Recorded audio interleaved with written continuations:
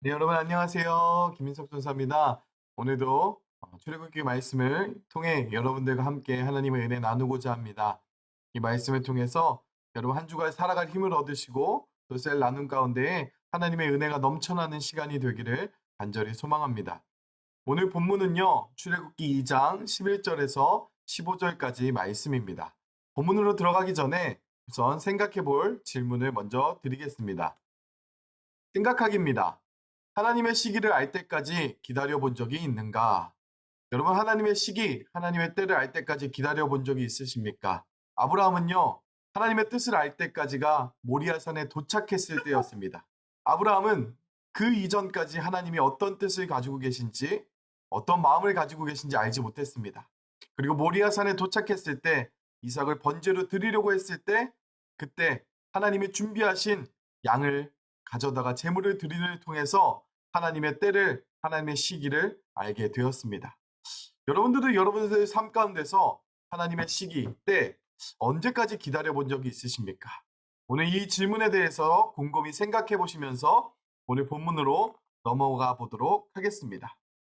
지난 시간에 모세가 나일강가에 버려졌지만 그 이집트의 공주가 모세를 건져내고 그의 이름을 모세라고 지어준 우린 사건을 살펴봤습니다.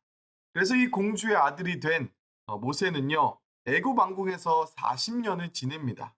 모세는 이 40년의 세월 동안 애굽 왕국에서 애굽의 모든 학문들과 지혜를 배우면서 공주의 아들로 자라나기 시작합니다. 그런데 놀라운 것은요, 모세가 자신의 정체성을 애굽인이 아니라 이스라엘인으로 가지고 있다는 것이 굉장히 놀라운 사실입니다. 40년은요, 짧은 시간이 아닙니다. 굉장히 긴 시간입니다. 그것도 어렸을 때부터 애굽 왕국에서 최고의 것을 먹고 배우고 누리면서 자랐다면 이스라엘을 자신의 형제로서 받아들이는 것은 쉬운 일이 아니었을 것입니다. 더욱이 애굽은 당시 세상을 지배하는 초강대국이었고 이스라엘은 짐승처럼 노예로 살아가는 민족임에도 모세가 그들을 자신의 형제로 생각한다는 것은 놀라운 일일 수밖에 없습니다. 애굽에서 400년을 살면서 동화되지 않은 이스라엘 백성이 그랬던 것처럼 모세도 그 세월 동안 애굽에 동화되지 않은 것입니다. 오늘 본문 11절 말씀을 보도록 하겠습니다. 모세가 장성한 후에 한 번은 자기 형제들에게 나가서 그 고역함을 보더니 어떤 애굽 사람이 어떤 히브리 사람 곧 자기 형제를 치는 것을 본지라. 아멘. 이렇듯이 모세는 히브리 사람 이스라엘 백성들을 자신의 형제로 생각을 했습니다. 이제 성인이 된 모세는 자기 형제 이스라엘을 돌볼 생각이 들어 그들에게 나아갑니다. 그런데 어떤 애굽 사람이 자기 형제 곧 히브리 사람을 치자 모세가 이 애굽 사람을 죽이고 모래 속에 감춘 사건이 발생합니다. 이 애굽 사람은 그냥 평민이 아니라 노예를 감독하는 감독줄 중에 하나였을 것입니다. 모세는요, 자신의 민족이 핍박당하는 것을 보고 형제를 돌보려는 마음으로 간섭하게 된 것입니다. 모세는 자신이 애굽 왕국에서 자란 것이 형제를 돌보게 하려는 하나님의 뜻이라고 믿었을지도 모릅니다. 그러나 충격적인 사건은 뜻밖에도 형제라고 믿었던 히브리인들에게서 일어납니다. 이튿날 모세가요, 형제를 둘러보려고 나갔는데 이번에 히브리인들끼리 싸우는 것을 봅니다. 그것을 목격합니다. 그러자 모세가 어찌하여 동포를 치느냐라고 물어봅니다. 그리고 싸움을 중지합니다. 그런데 모세의 생각과는 다르게 히브리인들은 모세를 자신의 형제로 여기고 있지 않습니다. 오늘 보면 14절에 이렇게 기록되어 있습니다. 그가 가로되 누가 너로 우리의 주제와 법관을 삼았느냐? 내가 애굽 사람을 죽인 같이 나도 죽이려느냐? 히브리 사람들은요, 모세를 인정하지 않을 뿐만 아니라 히브리 형제들을 위해서 죽인 애굽 사람의 일까지 폭로해 버립니다. 이 본문은 모세의 생각과 히브리인들의 생각이 얼마나 다른지를 분명히 보여주고 있는 말씀입니다. 출애굽기 2장 13절에 내가 어찌하여 싸우느냐? 그리고 방금 읽었던 14절에 누가 너를 세웠느냐의 충돌입니다. 모세는 자신이 히브리 사람이고 애굽 왕국에서 자라나게 된 것도 하나님의 큰 뜻이라고 믿었을 것입니다. 아마도 요게벳이 유모로 모세를 키우며 계속적으로 관계를 유지하면서 모세에게 행하신 하나님의 역사를 가르쳐 주었을 것입니다. 그리고 모세의 생각처럼 모세를 애굽 왕궁에서 키우고 자라게 하신 분은 분명 하나님이셨습니다. 그럼에도 히브리 민족들은 모세를 인정하지 않았습니다. 누가 너를 이라는 표현에서와 같이 정작 히브리인들은 모세를 인정하고 있지 않습니다. 또한 모세는 히브리인이 같은 편이라고 생각했기 때문에 애굽 사람을 죽였는데 오히려 히브리 민족에 의해서 이 일이 탄로나 버립니다.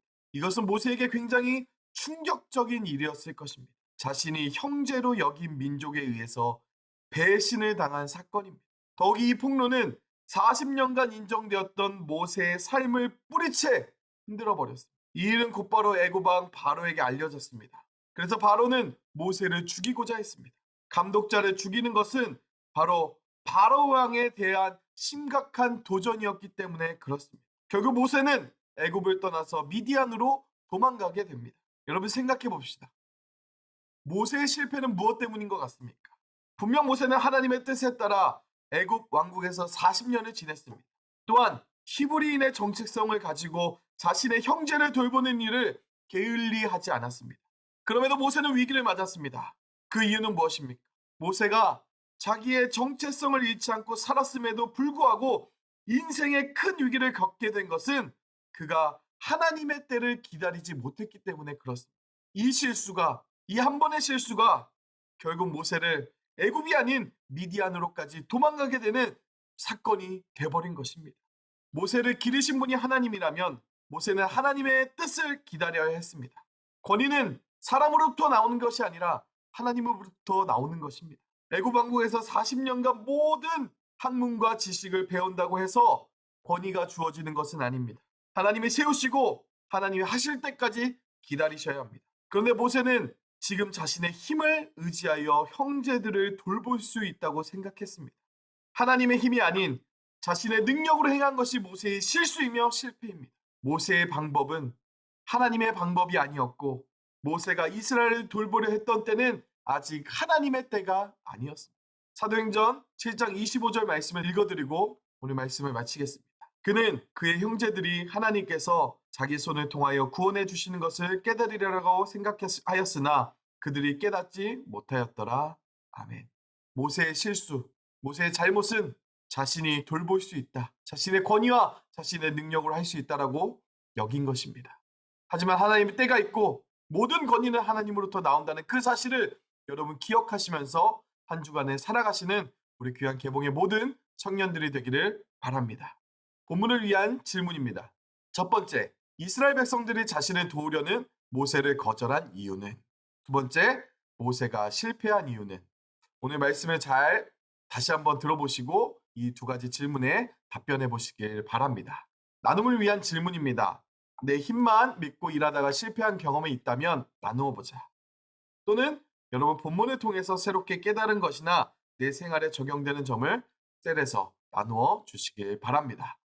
여러분 오늘 하루도 주님 안에서 승리하시기를 그리고 부활의 기쁨을 만끽하시는 한 주가 되기를 주님의 이름으로 간절히 부탁합니다. 감사합니다.